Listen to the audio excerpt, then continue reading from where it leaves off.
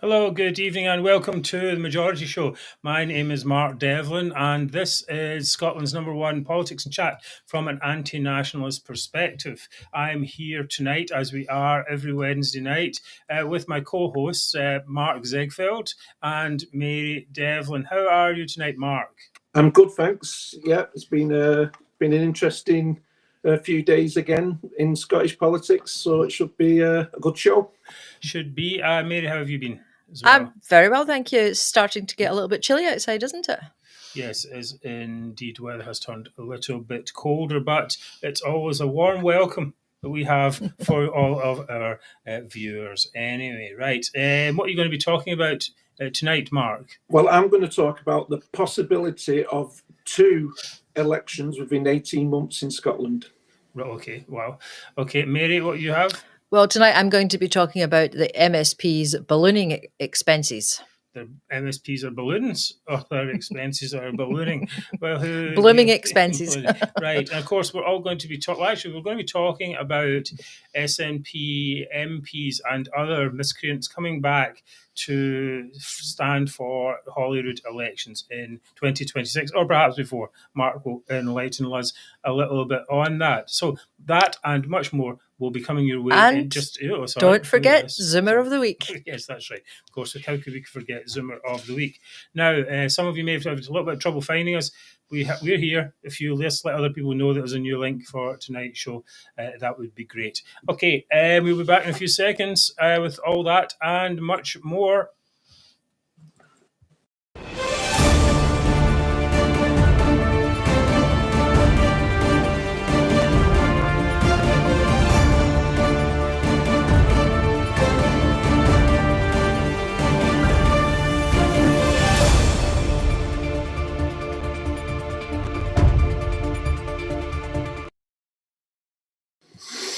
Right, welcome back to the Majority Show, Scotland's #1 anti-nationalist chat and review of the week, I suppose, with Zoomers as well. I'm Mark Devlin. I'm the host of the show here tonight with Mhairi Devlin and Mark Ziegfeld. And thank you for all your comments that are coming in from all around the world.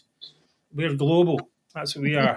We're sending out good vibes across the world, telling the world about Scottish nationalism, because our aim is a better Scotland without the toxic nationalism that has been strangling Scotland's potential. And we're pretty sure that's your aim if you're watching that. If you want to strangle Scotland's potential with toxic nationalism, this is not the place. Go somewhere else. Anyway, as always, a huge thanks to our friends at UK United Against Separation, where many of you are watching from this evening. And, okay, great, very good. And remember, caring is sharing. Sharing is caring, not caring is sharing. What, isn't it? I guess it's both. Okay, so the #1 thing you can do is to like the show on YouTube. And even if you don't subscribe, please drop us a like. And if you can subscribe, please do so. Increase our reach at the click of a button. And tonight I would like to give a special thanks to Grumpy Git, who managed the comments for me last week when I had a little bit of a family emergency. He jumped in at short notice, so I really appreciate that. Thank you. And tonight I will be managing the relentless flow of comments again, so please keep them short and snappy, and I'll try to put as many up on screen as I can. Yes, a huge thanks to Grumpy Git for coming in. Basically, learned it within 1 minute of the show starting. It's making me look bad.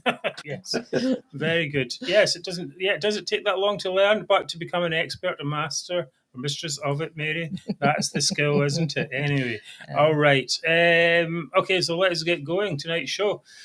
Friday was the last day that anyone wanted to stand for as an SNP. Stand for the SNP in Holyrood in 2026 had to apply. No, we don't have any idea why it takes, why you have to do it so far in advance.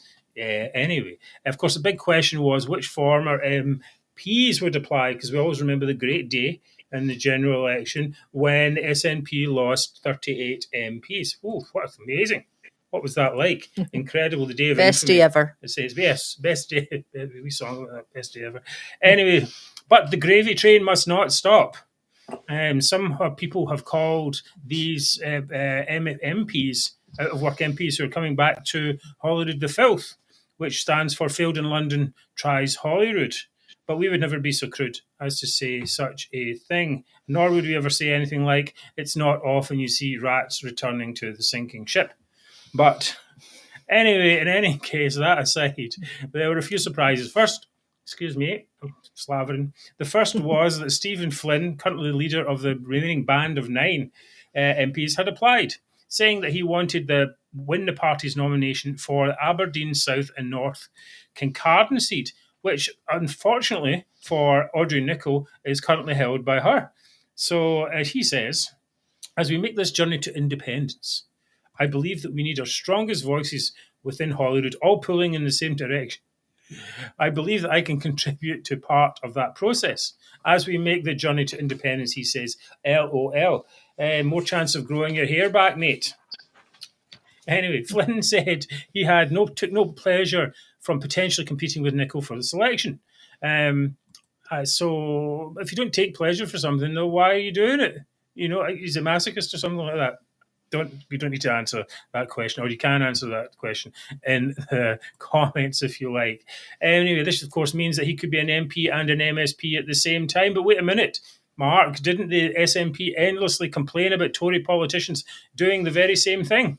Douglas Ross, yep. They've made a big campaign of standing up in Parliament, saying that he has to go. He can't do both jobs. How can you look after these Scottish people in your constituency when you're in Westminster? That's what they all said. So it's the hypocrisy of the SNP again. We talk about every week. There must be the most. The hypocrisy is just off the scale, absolutely off the scale with this party in everything they do. But it just shows you it's all about the money, though, isn't it? It's all about the money. Ultimately, it's not about the money, and we will come on to that a little bit later. In 2021, MSP Karen Adam claimed Douglas Ross was failing his constituents by thinking he could do both jobs properly. And even Stephen Flynn himself, speaking at the SNP conference in August, joked about Ross having one too many work commitments. I think they were calling him 3 jobs Ross at one point because he also was doing his linesman duties, although I guess refereeing, no? at the weekends and or refereeing his linesman. I don't know. Anyway, refereeing or linesman duties, although I guess they're mainly at the weekend and in the evening, although perhaps some MSP work could actually, and MP work could actually go over there. Well, there's a comment, Alan Jack is saying that Salmond and Swinney were both MSPs and MPs at the same time, and then they complained when Ross did it. Typical two-faced nonsense, isn't it, really? The change in dual mandates happened in, what does it say here? I don't know, it was 2021 or something, yeah. And it was all to do with, it seemed at the time, it was all to do with Joanna Cherry not being allowed to get any selection for the seat of Edinburgh Central. Cherry actually said that the rule specifically targeted her. SNP, or Sturgeon, let's put it more bluntly, Sturgeon didn't want her back, especially because she was creating some kind of waves, of gender-critical waves. Is that? And she was worried as well. She was worried that Joanne Cherry was going to come back and challenge her for the leadership. Oh, yes. It was to block her. It was plain and simple from Sturgeon. It was to block her from coming back and challenging her.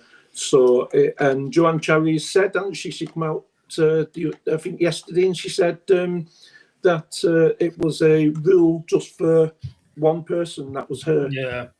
Well, because Neil Gray, who was the health secretary, he had to resign as an MP as well. He actually did resign, and I don't know where he ended up. Anyway, he's an MSP now, isn't he? He's the one. You're going to talk about him. Someone's going to talk about him a little bit later. Anyway, this Flynn news didn't go down too well with SNP MSPs. A lot of acronyms here to keep hold of. Which is a little bit surprising because remember all that party unity thing they had before. Emma Roddick said that she hoped Flynn rethinks his ambition to hold 2 seats. She's posting on X, party members set this role for good reasons. Right. Yeah, sure. Rightly, Douglas Ross was criticised for holding 2 roles simultaneously. She's from the Highlands and Islands, and she said she could not imagine being a good MP while spending half her time in London. She's probably not a good MSP anyway. Whether she spends half the time there or not. There's a second one that's come out now as well. Stephen Gethins has come out and said that Dundee and Agnes, and he said he's put his name forward for vetting, and he's considering doing, and he will not leave as an MP, so he's considering doing both as well. So that's two of them. We're going to come to him a little bit after. I think we'll talk a bit more about him in the next segment. But we'll keep with the Flynn for the moment. Read the script, Mark, before the show. Right. Anyway, no, Mark does. He's jumping ahead. I must have forgotten that bit. He's ahead of us all. Yes. Where am I now? Okay. Anyway, they're saying it's not very good. Oh, yeah. Okay. About Flynn, we're saying, I'm not sure being seen to do Audrey Nicholl out of her job so that he can have two jobs is a smart pitch. Football metaphor there. Well, I think the SNP, didn't they have something that they were supposed to be, they wanted to have more female politicians? Oh, and they were supposed to be promoting females. Putting the disabled and female people to the top. Yeah. That was another part of the same, same thing. Yeah, now she's getting bumped out. Right, yes. Okay, another said it was naked ambition on Flynn's part, which is not an image I'd like to contemplate for any time at all. But you out there, you can think about that if you like, if that's your thing. Anyway, appearing with a dagger in his hand, Flynn said that there would not be a leadership contest to challenge Swinney for a long, long time. And he said, I just want to be part of his team. Okay, well, I made up the bit part about the dagger, but is this really all about ambition for Flynn, Mark? Yeah, I think it's ambition. I think it's, he says that he's going to give away the extra money that he gets to charity, but we've heard with the SNP before, saying that, well, I'm going to give this, and I'm going to. The guy with the castle said he was going to give it up, but I think ultimately he does want to be the next first minister or next leader of the SNP. I think he does, and I think he wants it before the Scottish elections. Oh, you think really? Oh, before? Yeah, I think he wants to challenge him before. I think he wants to get in as soon as he gets in as a MP during the election. As soon as the election's over, he'll be challenging Sweeney without a doubt. And I'm not even sure if Sweeney might not just move over and allow him in anyway. Right. I'm not sure if this is not a plan of succession for Sweeney to step aside. It's already planned. I think it may be, yeah. Yeah, I think it may be. Well, it is quite ambitious because we had this whole thing about Ian Blackford before, right? Of course, when Ian Blackford was the head of the party in the Westminster contingent, the MPs there, and he was booted out. And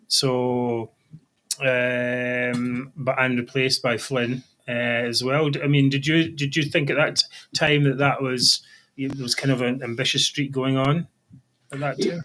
Yeah. I'm surprised actually that Blackford's not put his name forward for somewhere. I am quite surprised at that. I thought he might reappear somewhere, and Myra Black as well. She said she put out a post, didn't she, saying just watch this space, and then she turned around and said, "No, I'm not." Oh, she did do that, right? Okay, so you're skipping ahead again. We'll get to that part. We'll get to that part. Okay, well, so she's the laziest member of, as we all know, she's the laziest MP. Barely attended any type of votes or discussions in the House of Commons itself, while moaning constantly about that it wasn't suited to her and it was hurting her mental health. Maybe perhaps some of that may have been true. Perhaps she was very, very young when she went down there, but you would think that perhaps it's making such an effort to be the youngest MP ever, almost. I think I'm not sure if she was entirely the youngest, but very close to being the youngest, that then she would actually make something of that. But she didn't really have that far to go, I suppose. I mean, where can you go with the SNP? You're not going to become a minister. You're not going to do anything decent. All you're going to do is moan at the best of times. Anyway, but I was just wondering why she didn't come back to Holyrood. Was it because there weren't enough Kit Kats in the Holyrood canteen? This is the question, really. Mary, what do you think of that? I'll just throw you into that one there. Oh, you think Kit Kats and you think of me? Well, Kit Kats. She wasn't fooling anyone there, was she? I mean, maybe she wanted to go out in a high. Oh, very good move. That was good. Ad hoc too. I like that. Okay, right. So what we'll do, we'll have a little break. We're going to talk about the other people, Mark, who have said they're coming back. These copious notes that we have here. Anyway, right, okay, let's see what's that. Make sure that Muppet Flynn doesn't get his Holyrood seat. Yes, we'll do our very best SNP. to do that. So we'll be back in a few seconds.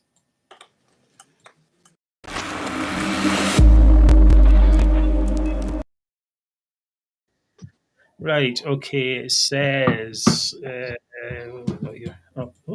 donation message. So, majority survives in donations from people like you watching, and that's great. This is a great thing you can do, because we need to, in fact, we're talking about it today, we're talking about 2026 elections coming up, and we need to get our, we need to do things before then. We need to keep going. We need to do more shows, and we need to talk to more people. In fact, we hope to get some good quality guests coming up in the show in the next few weeks, so stay tuned.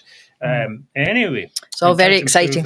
Yes, and try to improve it. But nonetheless, so every donation helps, big or small, and you can donate by leaving a super thanks or super sticker if you're on YouTube, or you can go to our webpage, and every page on there has a donate button that actually works now, after a few months of it not working. So yeah, we didn't even realize the donate button wasn't working. No, so it's very disappointing. So we're like, why isn't there donations coming in? It was like sad. Anyway, this is the time now. If you want to do that, if you can do that, that would be great. Thank you all for your ongoing support. Now, Flynn maybe just wants to become a big fish in a small pond, or perhaps king of the pygmies. No offence to pygmies. They have lost so many seats already. Makes you wonder really what the appeal is in that case. Now let's talk about another SNP grifter. This time, Stephen Gethins. Where have I heard that name before? Mark maybe mentioned it a few minutes ago. Now the difference with him is he was just elected as an MP. How ungrateful can you be? You've just been elected, and when was that? When was that? June, July. Right? And, July.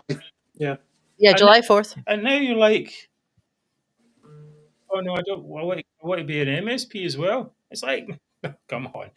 Anyway, he was elected for Arbroath and Broughty Ferry, and Dave Doogan, who's also, before you jump in there, Mark, he's also been elected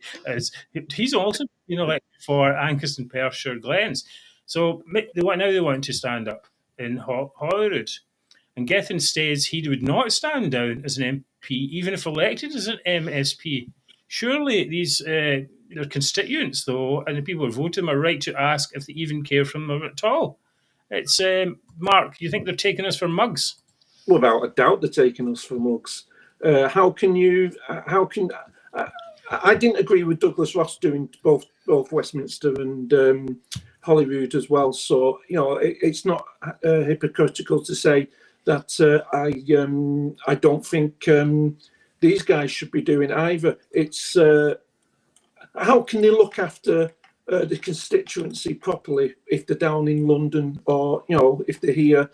How can they do the job at Westminster? And if they're I don't think it's a two part-time jobs basically, isn't it? Two different part-time jobs. Well, they're either saying these jobs are part-time, in which case why are we paying them such big salaries for a full-time job, or they're saying that what are they saying, Mhairi? Well, I was just about to ask, are I presume that the Westminster, the days they have to appear in the Commons and so on, it's the same days, isn't it, as like FMQs and appearing at Holyrood as well? Yeah, I mean, there should be a rule. So you can't be in two places at once. Yes, especially when there also adds to the expenses bill as well. Of course, if they are in two places at once, continuously flying up between one place and the other, surely the Greens would have something to say about that excess carbon footprint. Anyway, now I noticed here the salaries. If you're an MP, you get £91,346 a year plus expenses. If you're a minister, an MSP, you get £106. £106,000, 185, which is about £15,000 extra. Well, that's worth standing for in some cases. Doogan says it's reasonable to be both an MSP and an MP at the same time if you represent the bulk of the same constituents. So you'd be raking in almost £200,000 plus expenses. That's exactly right, Alan. Great money. That's all. the prophecy of Abba has been foretold, and here it is now. The winner takes it all. Very good movie. Very good. SOS we need to send out. We could keep going. Mamma with mia. this. Right, but interestingly, I noticed this part. Gethins said that he wanted to go back to Holyrood because, and I quote, this is his quote, "It's not a huge secret that SNP MPs do not see a long-term future for themselves in the UK Parliament, an unnecessary layer of government," which is somewhat ironic considering the failure of the Scottish government. And this is a good point to say that abolished Holyrood T-shirts are available in the majority shop. So don't and be there's a 10% off. Yes, and mugs. So don't be a mug. Get a mug. I've made that up, and I think it's really great. But anyway, a portion of each sale goes to help this show. But I mean, what do you think of this reasoning, Mark? That they think they don't see it. First of all, they don't see a long-term future for themselves, and secondly, that they consider the UK Parliament an unnecessary layer of government. Then why are they taking up the seats? Why are they running for a seat where they're meant to look after the whole of the constituency, not just their supporters, but everybody. Everybody has concerns that they need their local MP to look into. They're meant to look after everyone. So if they believe that they shouldn't even be there and it's short term and it's irrelevant what happens at Westminster, then why are they running? Why are they running in the first place, and why are they sitting there? They should refuse to take part. Refuse that and just go for the Holyrood elections. So it shows you that they're only going to Westminster because of the money, the expenses to get, and the wages to get for a 5-year term. That's all they're there for. And that's not looking after your constituency. That's not looking after people's concerns.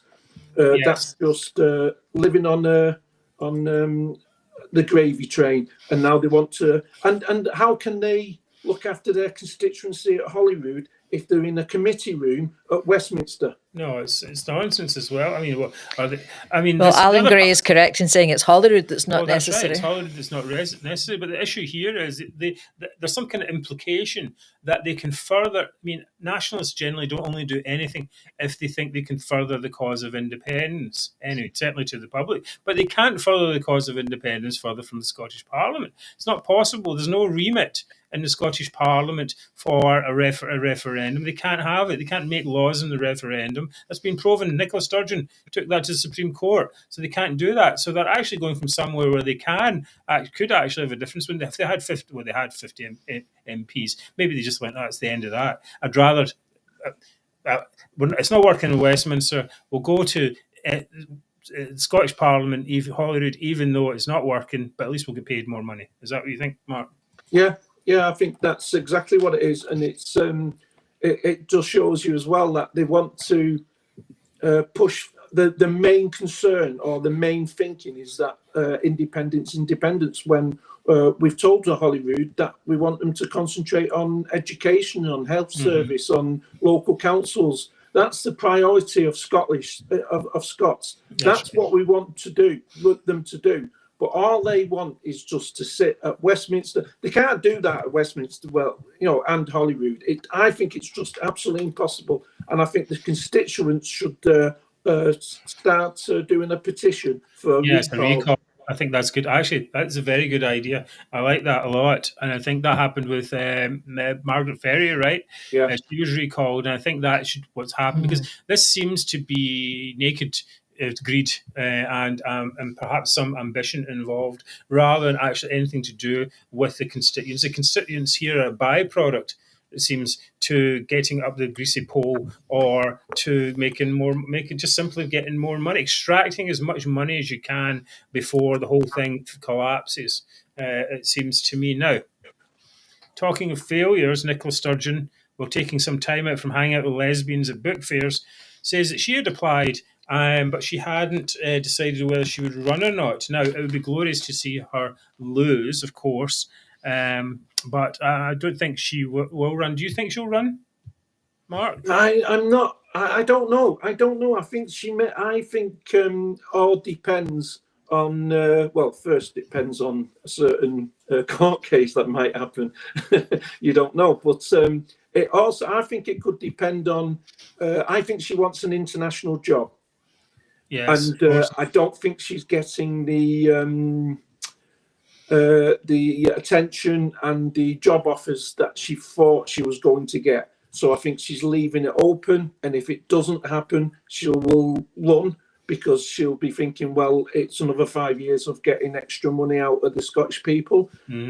So I might as well just run. But if she gets these offers, I don't think she will.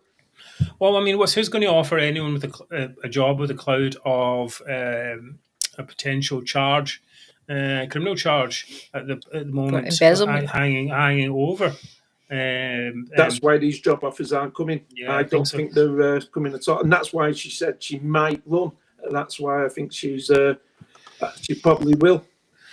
Okay, well, now another person who's used the platform of the Scottish Parliament to try and get an international job is, of course, Humza Yousaf. He is said in a post on X that he was considering his options. I was like, what options? You know, he's on one side he's at £72,000 a year, plus expenses for talking non-stop about Gaza, or on the other side he can go back and work in a call centre. I mean, that's not options. What I mean, does it actually? I mean, Mark? Do you think it really has any options? He again is looking for an international job, and that's why he's banging on about Gaza every day for the last year or two. I think he's looking for another international job. But there was also someone mentioned to me, and I didn't really realise this, but he can also, if he puts it in, which he has done, that he might run, and then if he pulls out at the last minute, he can pick his own successor. Yes. And they think that's what he might be playing, that kind of game. Yeah. How does that work? You get to pick your own successor? Apparently, it's in the rules, so I don't. Somebody contacted me and said that's what they think he was playing at, and I think unlike Sturgeon, I don't think he will run, and I think he is playing that game to put somebody in. To get his followers to vote for someone else. Basically. Yeah. Well, that can happen, of course, and certainly in a leadership election, that type of thing can happen. I mean, this all what have we got? It all depends to some extent on whether they can actually get elected, which we'll come to in the next section. We'll talk a little bit more about that. Mark's section is going to be about the Scottish budget and potential. Whether it will be an early election or not. Okay, but we have to address a problem with the Scottish Parliament's voting system that allows anyone who applies to become a list candidate. Now, David Griffiths, who is our co-host of the show, not able to make it tonight, but he made an excellent suggestion on X that I think should be enacted anyway. He said any sitting constituency MSP who stands and fails to win a constituency should be prevented from entering Holyrood via the list in that election. When voters give their verdict by rejecting an MSP, it must be respected. This is a pretty good point, I think. But I would actually go further and abolish the list system entirely. I think it basically is an avenue to allow extremists such as the Scottish Greens, who have been barely elected. If you look at the total votes of the Scottish Greens, for example, never won a constituency. They have a tiny amount of votes. They would never win a constituency because their views are so extreme. Tiny amount of votes, yet they were dictating Scottish government policy for a couple of years there because they've got in because of this list system. I mean, surely we should be thinking if people are, as David says, run as a constituency MSP, and then if people want you, then they want you. I mean, you might go further and even say, well, why would we even have that system at all? Because we're already elected MPs. Surely just the MP. Why have we got MPs and MSPs? Would do nothing. Scottish MPs and MSPs, maybe they should just be doing the job themselves. Of course, that all comes under the abolish Holyrood remit. But certainly we have this issue where, and it's abolish Holyrood doesn't mean just abolish, it means replace with something better. That's the point. Get rid of these 120 people and replace them with the 50 MPs you already have. Okay, Why not? That's one option. Many other options, of course, along the way. But to bring this rant to an end, Mark, do you think there are some issues with this list system? What would you do? Yeah, I don't. I'm not a big fan of the list, but I'm going to have to hold my hand up because I am actually considering running as a list candidate Yes. next in 2026. So I'm going to have to hold my hand up on that one. But Right. but I would. I do think it. I'm not a big fan of the system we've got. We have got far too many politicians in. I think Holyrood is too big anyway. I think we have far too many MSPs within Holyrood anyway for a devolved administration. Far too many. We need to downsize it. I think the processes need to be changed. It needs to be tightened. I am actually a big fan of abolish. I've never voted for devolution. I think it was a bad idea. I would like to go back to the old system of Westminster, give the local councils the money, and then the local councils who are there to look after the local people and who know what they want and what we need better than anyone else, and hold them accountable for what happens, because we are hundreds of billions of pounds is going out of the country that doesn't need to go out of the country. That's getting wasted. So yeah, I'm not. I think the whole system needs to change. I think people, you want people in there that you vote for, that you voted for. So I do think the system is. I think that's the ultimate thing. You need to have people that have been voted. Now we already had a system. We already have MPs. I mean, why did we replicate? That's what I always thought at the beginning. At the time, I was like, why we replicate, make an entirely new system, bunch of new class of people. And this list system is particularly. I mean, your present company aside, and good luck in your endeavours, Mark. And but I mean, it's a consideration for people to go, oh, I can get an easy. I'm not saying it's going to be easy for you, or that's your motivation. But many SNP people, or these people coming back from Holyrood, are like, oh, I can get an easy ride here. I can just get into on this list system, get to the top of the list. And it's not really right. It's not the way it should be. You should stand for proper election like anyone else in the country, I think. Okay, we'll move on from this to the super grifter Michael Matheson. He's announced that he will run again. Apparently, he keeps wanting UK taxpayers to keep paying for his downloads. As you know, he resigned as health secretary over this £11,000 roaming bill when he was on a family holiday in, it says Mexico here, but it wasn't. It was Morocco. He originally pled ignorance and tried to get tried to get us to foot the bill for the entire amount, which normally is called fraud. And then he later admitted that his children were actually watching football on the device, accused of lying to the press and so on, giving a record 27-day ban from the Scottish Parliament and dock pay for 54 days. Now, question for you, Mark, here, though, is what's worse, that Matheson thinks he can win a seat anyway, or that people would actually still vote for him? Both. Should he be able to pass the vetting process in the first place? Right, here's my impression of the vetting. It goes like this. Do you have a brain? No. Okay, great. That's great. Next question. Do you want to blame the English, Westminster, for everything? Yes. Okay, very good. Let's move on to the final question. Do you like money? Yes. Okay, perfect. You are now an SNP candidate. That's what it seems like. But spare a thought for these poor schmucks who are voting for him, Mark. Surely they know what they're getting. They know what they're getting into. But what? I don't know if anyone votes for him. I really don't. After what he did, I don't know how even the staunchest SNP will vote for him. I think the man is corrupt, and that's a fact. What he did was just how he didn't get a police investigation and get looked at for what he did. I don't know, but I don't think. I hope they have more sense and they come to the sense and they don't vote for him. Well, they used to say, didn't they, that when in the Labour days, that Scotland would vote for a monkey if it wore a red rosette. Yeah. And here we are now, just to change the colour to yellow. Not saying Michael Matheson is a monkey, but so definitely some monkey business going on there, Mhairi. Anyway, to round off this section, I feel it's just very tiresome. We've got these do-nothing politicians who scam the UK taxpayer for millions, and then they moan about how bad the UK is.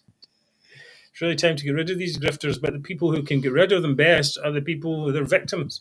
Actually, the SNP voters themselves. Wake up, for God's sake, and see that these people are just scamming you for all kinds of cash. The grift will continue, and we're going to be talking more about this in the next section. This episode should have been called Grift Central, I think, basically. Anyway, we're going to be back in a few seconds. Mark's going to talk about the upcoming Scottish budget.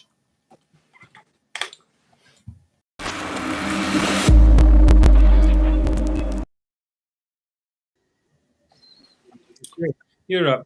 Yeah, we've got a budget coming up on the 4th of December, Wednesday the 4th of December.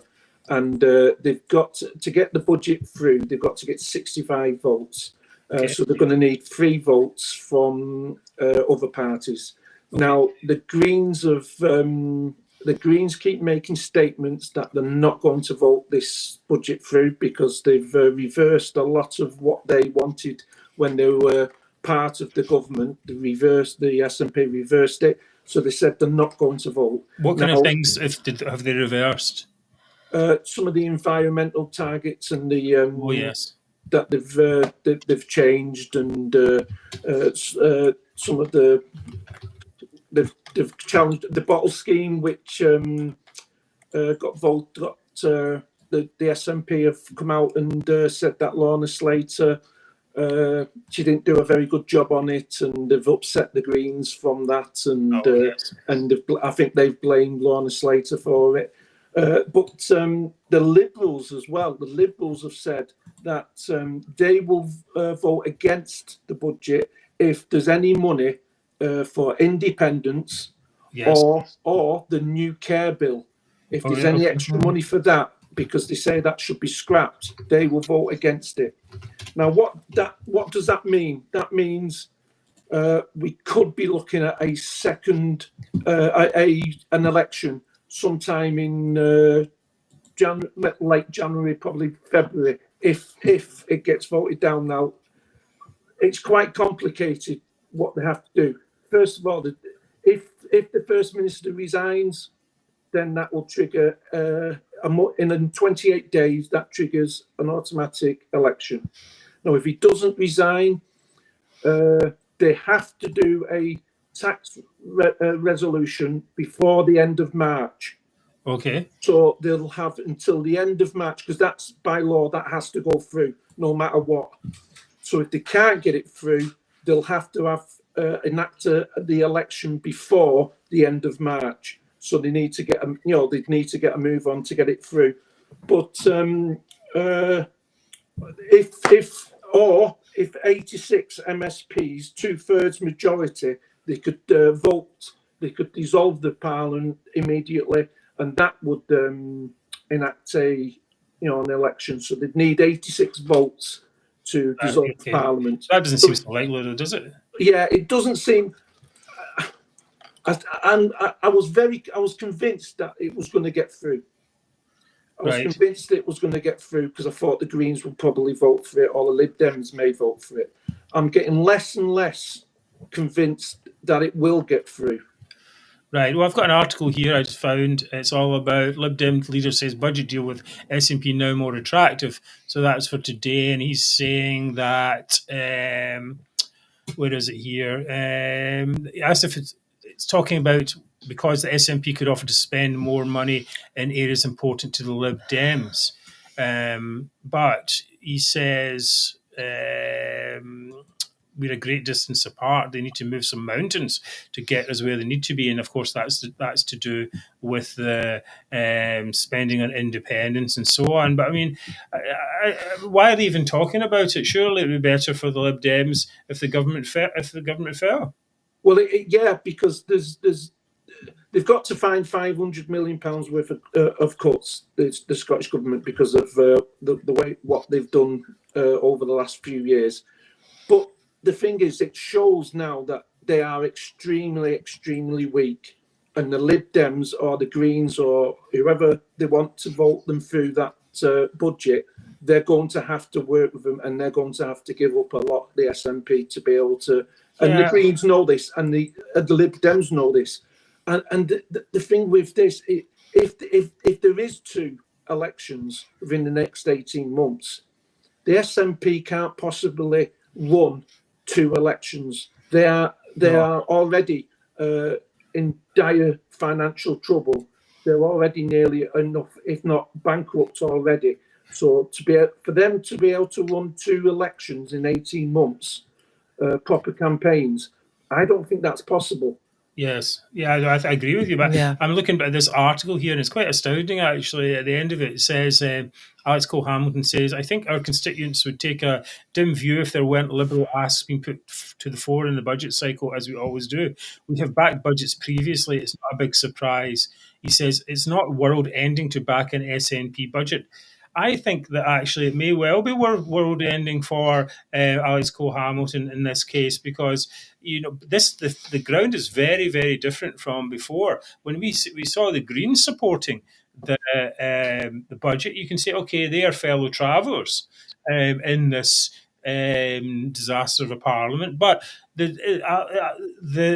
Lib Dems are supposed to be a pro-UK party. Why are they propping up the SNP? This is not right. And I think that if they did do that, then they would suffer seriously, because people like us, for example, and many other people would just say, well, what is this party doing supporting the SNP and helping them?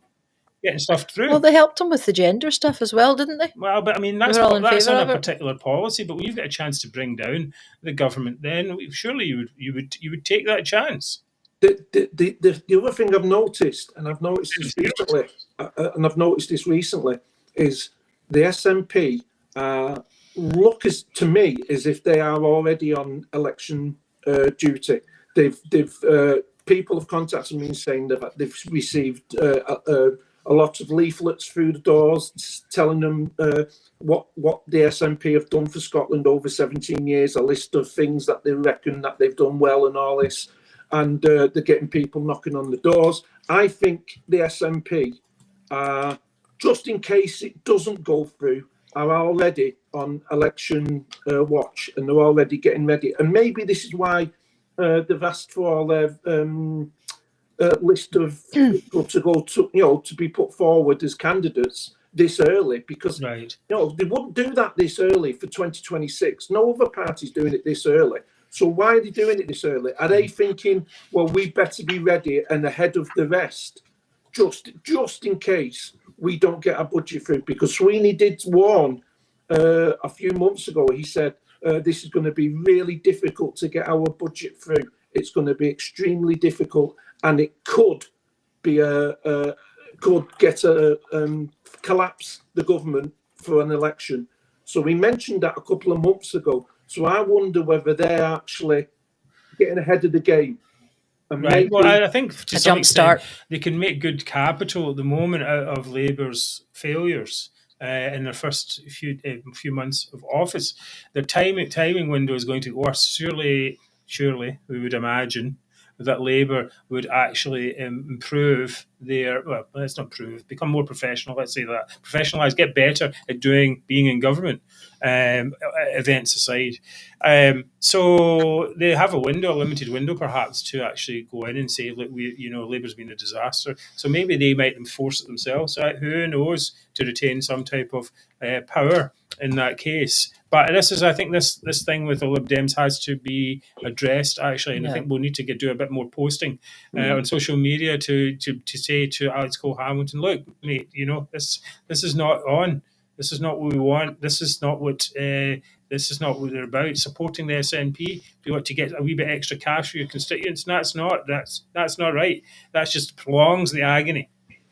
Anyway. Right. Go back. Thank you, Mark. That was very good and quite insightful. So Next up, Mhairi is going to be talking about MSP expenses. The grift will continues. So we'll see you back, excuse me, in a second.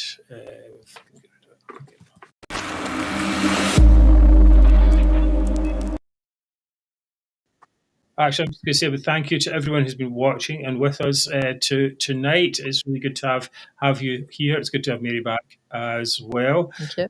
So we'll look forward to a great, stunning section, Mhairi. Prepare to be stunned. Okay, so talking about MSP expenses. So the amount of money MSP spent on expenses over the past year has surged by nearly £2 million. So figures released by the Scottish Parliament show expenses for the 23-24 financial year reached 25.5 million almost, which is 8% more than the year before. And about 81% of that money is used to cover staff costs at MSP's parliamentary and constituency offices. The rest of the money is used on the costs of running an office, travel, accommodation, and so on. The party leader's allowance ballooned by 63% to £46,000. It's up from £28,000 the year before. That's the amount they're allowed to spend. Yeah, the party leaders, they get an allowance because they're the leaders. They have to travel around a bit more and so on. Oh, okay. I don't know the reasoning for this, but it's the second consecutive year the figure has doubled. Right. Okay. Which, What? I mean, yeah. Okay. Yeah. So that's, if anyone has an answer to that. Mark, you're doing the comments, Yes, right? I am. Good. So if anyone knows why the party leader's allowance would have to double for, the last 2 years, please let us know in the comments. Spokesman because people are so desperate to see John Swinney. As he has to travel all corners of the country, around the country on a ferry and stay in hotels. There's no chance of getting a ferry, but anyway. A spokesman for the Scottish Parliament said the rise in expenses this year was due to high levels of inflation and increasing wages. But it doesn't really explain the leaders. But I just wonder if the expenses. So I was actually trying to look at the expenses. I thought I'll do some analysis. So I'll get the whole spreadsheet and then I'll have a look. It's actually quite difficult to do, and I'd need an awful lot more time before you could actually get any decent data. Because there's the whole number of expenses and everything is like single items. Anyway, it's a bit difficult, but I was just wondering, do you think everyone would be a bit more careful this year after the Matheson furore last year? Mark, what do you think of that one? I don't think they really care about what we think, to be honest with you. But these expenses, it's you've got to think we've been in a cost of living crisis. They need, these poor MSPs. They need every extra penny they can get done. Grab with their grubby fingers. Anyway, the Scottish Daily Express, they were questioning that SNP and Labour MSPs claimed £26,000 in expenses to heat their second homes, despite cutting help for pensioners. Okay. So those are the two parties that have axed the winter fuel payment for 900,000 Scottish pensioners, but they're still claiming large sums in expenses to heat their own cosy Edinburgh flats. The gas and electricity bills for their flats was nearly £36,000, which is up by more than £10,000 on the previous year. It's just a scam, isn't it, really? The whole thing is just such a scam. It's just more ways to greed, more ways to rake in money for some of them. Really, now, I thought what was interesting was the largest claim was £3,900 was claimed by South of Scotland MSP Emma Harper. Oh, yes. According to Uswitch, according to Uswitch, the average annual dual fuel energy bill for a 1 or 2 bedroom flat in the UK is £1,250. So Emma claimed £3,900, which is greater than 3 times the average. Now, we all know that Emma, she's a good contender for being Scotland's dimmest MSP. And there's a lot of competition for that title. Did she put it on her credit card? Plastic, yeah. Plastic works anywhere. Yeah. Anyway, as I said, there's a lot of competition for who's the dimmest MSP, but she's a real bright spark when it comes to maximising her expenses, and that's me playing a certain type of instrument. Right, okay. Well, it doesn't look good that MSPs are getting their heating bills paid when the Scottish pensioners are not getting their winter fuel payment. Moaning about Westminster cutting the winter fuel allowance when they could mitigate it, which is one of the big things they're always talking about. Yeah. Oh, we mitigate Westminster's austerity. Well, why aren't you mitigating this one? You're like, okay, because what they'd rather make a grievance issue because it pushes their thing that Westminster's bad. That's really what it pushes anyway. Yeah. It's terrible. So Expenses. It'd be nice to have them though, Mark. You'll be when you get elected. When we elect you. You have to take care of your expenses bill because otherwise you'll be up here and we'll be saying, I'll what did you spend that money on? Yes, I'll give it all back. I'll give it all back. You don't need to give it back. You just need to be prudent. Yeah, I think that's the thing. Of course, MSPs need staff and they need things like that to be. But second homes being heated, no, I don't think that should be anything to do with us paying that. We shouldn't have to pay that. No, not at all. I think they get all the bills paid, and it's staggering. It's absolutely staggering how much expenses these people get because it's the only job that gets that kind of extra money. But again, it's all money that's going out of Scotland. It shows you why devolution just is not. It's a scam and it's not worked. Yes, because that's all that money, and it comes into millions and millions, probably hundreds of millions over the time. Of money that could be going towards councils, that could be going towards roads and hospitals and education. That's all going out the country. That's why I think devolution is failed, and we need the money. All that extra money should be going to the councils who actually need it. Okay. Yeah, I'll take it all over again, Mark. Thank you. All right, very good, Mhairi. Okay, Mhairi, excellent segment there. The grift will continue anyway, and I don't know if we're going to talk even more about that in the Zoomers, but we'll get there eventually. So, things you can do right now to support the show. You can buy a t-shirt or a mug. I can't get up here, it's quite high up. Abolish Holyrood, look at that. Fantastic. Beautiful. It's actually quite good.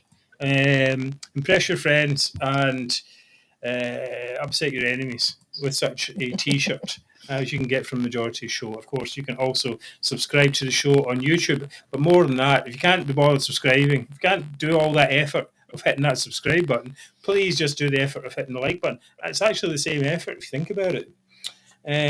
Anyway, maybe some commitment involved in the second one. Oh, I'm really going to subscribe to these people. Yes, it's a fantastic show. I'm going to tell all my friends about it. Make the commitment. Yes. That's it. And you can do all of the above, of course, which makes us feel extremely happy and fulfilled. Underlined and exclamation marked. Coming up, it's the moment you've all been waiting for. It is the highlight of the week. It is Zoomer of the Week. Yay.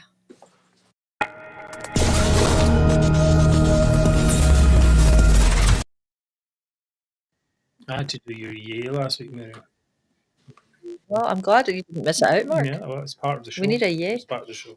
Anyway, my Zoomer of the Week is the Reverend Stu Campbell of Wings Scotland. Wings Over Scotland, in fact. Mm-hmm. For those who don't know, Campbell styles himself as the intellectual leader of Scottish nationalism on his blog Wings Over Scotland. Kind of like a nationalist Ayatollah comfortably residing in Bath, Somerset, while Scotland goes up in flames. He's the one that's come up with some of his nationalists' biggest ideas, such as the de facto referendum, which went exceedingly well. And that was, of course, well worth the money that people have donated. But he's not a particularly nice fellow. He recently has been harassing journalists who dared speak out about Alex Salmond's bullying and inappropriate sexual behaviour, writing detailed articles going into all kinds of things about their lives as some kind of bullying itself, in fact. And of course, he's not as clever as he thinks he is. He banned us, saying that we weren't clever, too stupid to be even in his presence. Anyway, but here we are. Anyway, yesterday he wrote this post on X. See, I'm trying to call it X now instead of Twitter. Anyway, here we go. Referencing a post from Sam Harris, a US commentator, about Trump's win, that this post said identity politics is over. Harris's post specifically noted how Latinos and blacks voted for Trump despite their own identity. And Mr. Campbell said, or Reverend Campbell said, it's not quite true that nobody wants identity politics. Some otherwise unemployable grifters do very well out of it. And I have to admit that I had a bit of a snort when I read that, because what is Scottish nationalism but identity politics? Most of Reverend Campbell's life has been dedicated to politicising Scottish identity, promoting the politics of Scottish identity, and of course the grifters who profit from it. His whole shtick is, as it is with all Scottish nationalists, is I am Scottish, so I deserve special rights. I deserve more money. I deserve my own rules, which is ultimately what the whole thing is about. But applied to the UK, the Reverend is agreeing with the proposition that Scots voted for UK parties because it's actually more important to them than unemployable grifters who try to use identity as the basis of votes. And who is this who is the ultimate unemployable grifter? The Reverend Stuart Campbell. He has raked in over £850,000 from gullible Scots in donations since 2013. £850,000. Wow. That's what he's grifted off of gullible Scots with his batshit crazy schemes and ideas, based on Scottish identity. And then he turns around and he says, nobody wants identity politics except for otherwise unemployable grifters. To mix some metaphors, he's horsed by his Absolutely own no self-awareness. petard, and he should really fall on his own sword. But no doubt the grift will continue. It's absolute. We've seen tonight the gravy train must continue. So for sheer unironic stupidity coupled with stunning lack of self-awareness, the Ayatollah from Bath, sitting in his golden cave, gets my vote. Someone's asking for Cam. You know what I mean? Very passionate, Mark. Very passionate. It's ridiculous. You look at it. Nobody wants identity politics. Some otherwise unemployable grifters do very well out of it. Maybe people have been writing that to him, so he's just copied like, it, what? copied and pasted. Come on, give up. Now, what's there to do? Alex Salmon's gone. There's 9 Sturgeon's MPs. gone. SNP is on the. Do you think they're going to be a big resurgence at Holyrood? Seems unlikely to me. Anyway, moving on. That was my zoomer. Oh, very good. Very good. Right, next up is going to be Mark Z's. We'll be back in a second with that.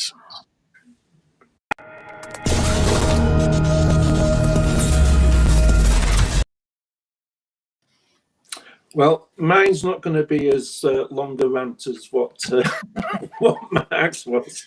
Mine's going to be quick and easy.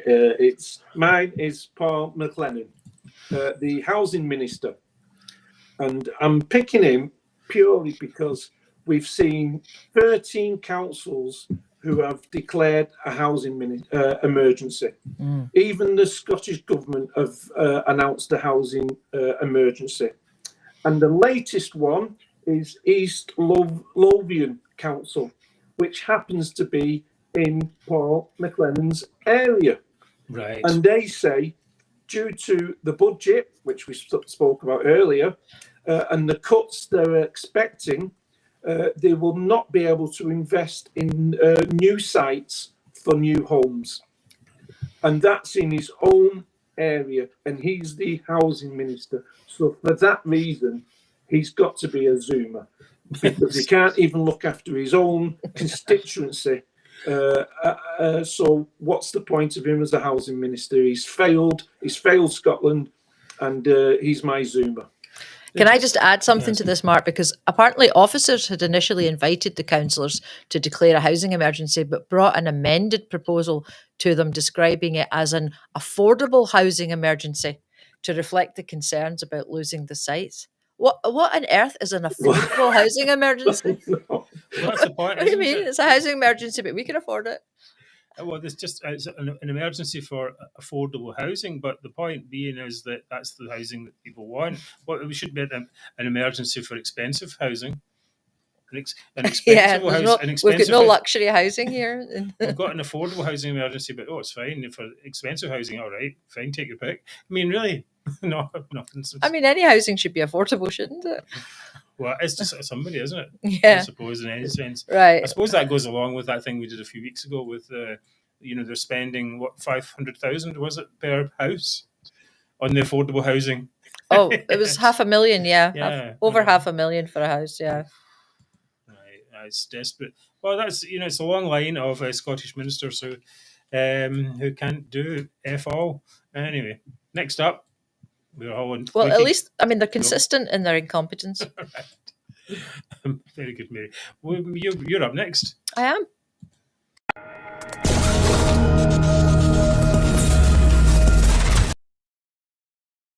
Okay, so those of you who have been watching the show for a while will know that I do get a bit testy about the ferries every now and again because it's been going on for years and years. So my Zoomer of the week is the Scottish Government's Transport Secretary, Fiona Hyslop, who's trying to blame the media for less people visiting Arran, when it's basically, I mean, it's clearly the incompetence of her SNP party. So you've got the SNP who have okay, here we go. So the SNP, right? They interfered in Scotland's ferry market. They nationalised the shipyard that wasn't up to the job of building the kind of ferries the SNP chose to build. They illegally interfered in the procurement process to ensure that said shipyard won the bid. They used all this for an embarrassing PR stunt to get the SNP re-elected. They spent nearly £500 million, and it's still rising, and 7 years on trying to build 2 ferries, which are still not in use. Yes. The SNP have neglected and abandoned people and businesses on Arran, virtually leaving them to rot. They've betrayed islanders at every turn and left them relying on vessels which are well past their sell-by date. And now one is out of commission again until next year. And now Fiona Hyslop has the brass neck audacity to blame the media for supporting this absolute ferry fiasco. She says she is concerned around the headlines that people see, the experience of that. It can obviously be important in raising the issues, but it also has a knock-on and detrimental effect on customer confidence. Is she asking the media not to report the never-ending ferries shit show that we've got in Scotland?